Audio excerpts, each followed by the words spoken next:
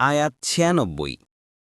কুল কাফা বিল্লাহি শাহিদান বাইনি ওয়া বাইনাকুম ইন্নাহু কানা বিইবাদিহি খাবীরান বাসীরা। অনুবাদ: বলুন, আমার ও তোমাদের মধ্যে সাক্ষী হিসেবে আল্লাহই যথেষ্ট। নিশ্চয় তিনি তার বান্দাদের সম্পর্কে পূর্ণ অবহিত, পূর্ণ দ্রষ্টা। তাফসির। ১ নং ফুটনোটের বিবরণ। আবু হুরাইরা রাদিয়াল্লাহু আনহু হতে বর্ণিত যে রাসূলুল্লাহ সাল্লাল্লাহু আলাইহি ওয়াসাল্লাম বলেছেন, বনি ইসরাইলের এক লোক বনি ইসরাইলের অপর এক লোকের নিকট ১০০০ দিনার কর্জ চাইল। কর্জদাতা বলল, কয়েকজন সাক্ষী আনুন, আমি তাদেরকে সাক্ষী রাখব। কর্জগ্রহীতা বলল, সাক্ষীর জন্য আল্লাহই যথেষ্ট। তখন কর্জদাতা বলল, তবে একজন জামিন উপস্থিত করুন। কর্জগ্রহীতা বলল, জামিন হিসেবে আল্লাহই যথেষ্ট। তখন কর্জদাতা বলল, আপনি ঠিকই বলেছেন। তারপর সে নির্ধারিত সময়ে পরিশোধের স্বার্থে তাকে ১০০০ দিনার কর্জ দিয়ে দিল। তারপর কর্জগ্রহীতা সমুদ্র যাত্রা করল এবং তার ব্যবসায়িক প্রয়োজন সমাধা করল। তারপর সে বাহন খুঁজতে লাগল, যাতে নির্ধারিত সময়ে সে কর্জদাতার নিকট এসে পৌঁছতে পারে। কিন্তু কোনরূপ বাহন সে পেল না।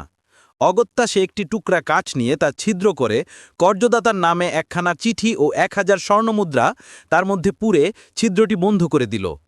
তারপর ওই কাঠখণ্ডটা নিয়ে সমুদ্র তীরে গিয়ে বলল, হে আল্লাহ, তুমি তো জানো আমি অমুকের কাছে ১০০০ স্বর্ণমুদ্রা কর্জ চেয়েছিলাম, সে আমার কাছে জামিন চেয়েছিল। আমি বলেছিলাম, জামিন হিসেবে আল্লাহই যথেষ্ট। এতে সে রাজি হয়ে যায়। সে আমার কাছে সাক্ষী চেয়েছিল। আমি বলেছিলাম, সাক্ষী হিসেবে আল্লাহই যথেষ্ট। এতে সে রাজি হয়ে যায়। আমি তার প্রাপ্য তার কাছে পৌঁছে দেওয়ার উদ্দেশ্যে বাহনের জন্য যথাসাধ্য চেষ্টা করলাম, কিন্তু পেলাম না। আমি ওই ১০০০ স্বর্ণমুদ্রা আপনার নিকট আমানত রাখলাম। এই বলে সে কাঠখণ্ডটি সমুদ্রে নিক্ষেপ করল।